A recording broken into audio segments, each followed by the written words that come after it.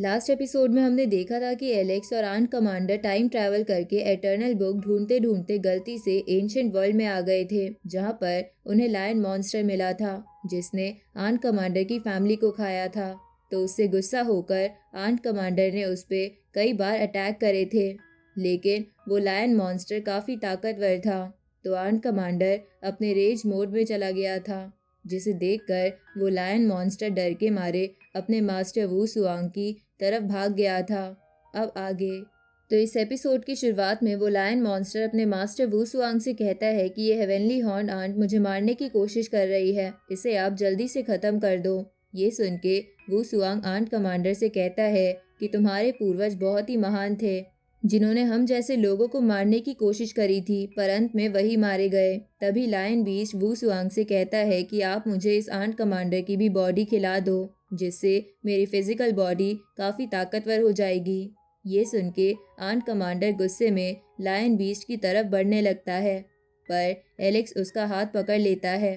तो aunt commander Alex से कहता है कि मेरा हाथ छोड़ दो, मैं इसके टुकड़े टुकड़े कर दूंगा। इस पे एलेक्स उससे कहता है कि तुम जल्दबाजी मत करो, तुम आंट क्लैन के आखिरी वंशज बचे हो, अगर तुम भी मारे गए तो आंट क्लैन का नामो निशान नहीं बचेगा। अब ये बोलते हुए एलेक्स आंट कमांडर को एक बैरियर में कैद कर देता है, जहां से निकलने की आंट कमांडर बार बार कोशिश कर रहा था। साथ ही वो बोलता है कि मैं अपने आप को कैसे रोक लूं, इसने मेरी फैमिली को ख़त्म करा है, मैं यहाँ मरना पसंद करूँगा, ना कि चुपचाप डर के खड़ा रहना। अब आंट कमांडर एलेक्स के बैरियर को तोड़ने लगता है, जिसे देखकर वू सुआंग कहता है कि तुम्हारा बड़ा भाई तुमसे ज़्यादा स्ट्रांग था, पर उसे मैंने एक ही झटके में मार दिया था, इसलिए तुम्हारे साथी की बात मान लो, वो तुम्हारी जान ही बचा रहा है। पर आंट कमांडर नहीं रुकता, तो वू सुआंग कहता है कि ठीक है, मुझ पे अटैक करो, मैं तुम्हें जान से तो नहीं मारूंगा, पर तुम्हें इतना ज़रूर पता चल जाएगा कि एक नॉवल ब्लड भी एब्सोल्यूट पावर के सामने भी कुछ नहीं होता। इधर आंट कमांडर अपने ब्लड को बर्न करके और ज़्यादा एनर्जी एलेक्स के बैरियर को तोड़ने में लगा देता है। ये देखकर एलेक्स मन में सोचता है कि ये अपने ऊपर से कंट्रोल खो रहा है, अगर मैंने इसे ऐसे ही कैद रखा तो ये इसके हार्ट में एक गहरी जगह बना लेगी। इसलिए एलेक्स उसे आज़ाद कर देता है और उससे कहता है कि मैं पीछे से तुम्हें सपोर्ट करूँगा। अब आंट कमांडर तुरंत ही अपनी स्पिरिचुअल फॉर्म लेकर उस लायन मॉन्स्टर पर अटैक करता है। तभी वो सुआंग आंट कमांडर से कहता है कि तुम खुद के ब्लड को भी बर्न करने के लिए तैयार हो, बस ये लड़ाई जीतने के लिए, लेकिन फिर भी तुम अभी बहुत वीक हो। अब ये बोल के वो सुआंग स्पिरिचुअल पावर से आंट कमांडर के हाथ पैर पकड़ लेता है। तो आंट कमांडर उससे कहता है कि तुम कौन हो और बीच में क्यों आ रहे हो। ये सुन के वो लायन मॉन्स्टर बाहर आके कहता है कि क्या तुम्हें पता भी है तुम किसका सामना कर रहे हो। मेरे मास्टर यंग जनरेशन के लीडर हैं और ये दूसरे वर्ल्ड से यहाँ आए हैं, और ये एटर्नल जाइंट किंग के स्टूडेंट भी हैं, और यहाँ मेरे मास्टर तुम्हारे लोगों को मारने आए थे। ये सुन के आंट कमांडर गुस्से में खुद को रिलीज करते हुए लायन मॉन्स्टर पर फिर से अटैक करता है।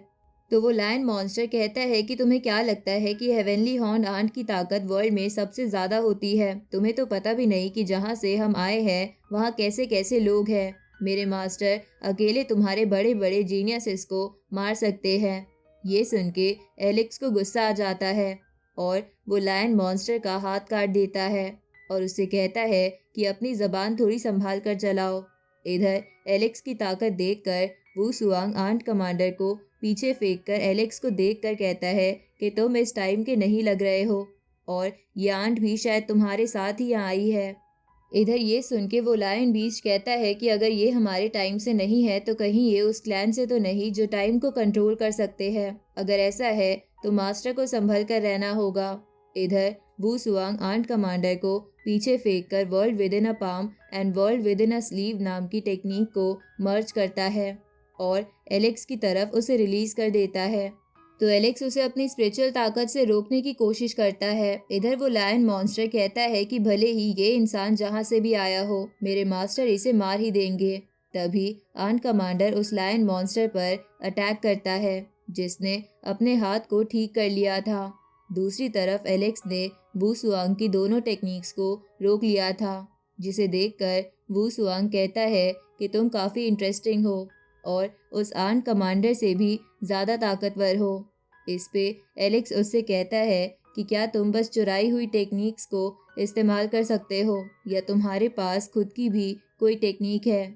ये सुन के वू सुआंग कहता है कि मेरे मास्टर ने मुझे एक बार बताया था कि पैसेज ऑफ टाइम कभी कभार कई रीजंस की वजह से अलग अलग टाइम लाइन से मिल जाता है, जिसके पीछे कोई ना कोई रीजन होता है, पर मुझे समझ नहीं आ रहा कि तुम किस रीजन से यहाँ आए हो। तभी एलेक्स उसके पीछे वो एटर्नल बुक देखता है जिसकी वजह से वो यहाँ पर आया था। तभी वू सुआंग भी ये बात समझ जाता है और एलेक्स से कहता है कि तो तुम यहाँ पर इस एटर्नल बुक के लिए आए हो। इस बुक के पीछे तो हमारे वर्ल्ड के लोग भी हैं, इसलिए मैं भी इसे लेने से पीछे नहीं हटूंगा।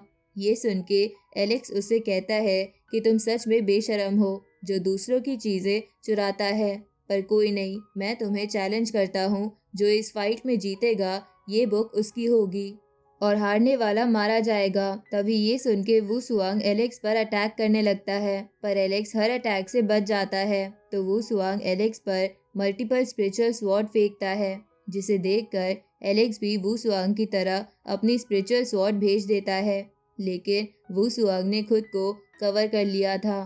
पर तभी एलेक्स उसके पीछे आकर उस पर अटैक करने की कोशिश करता है।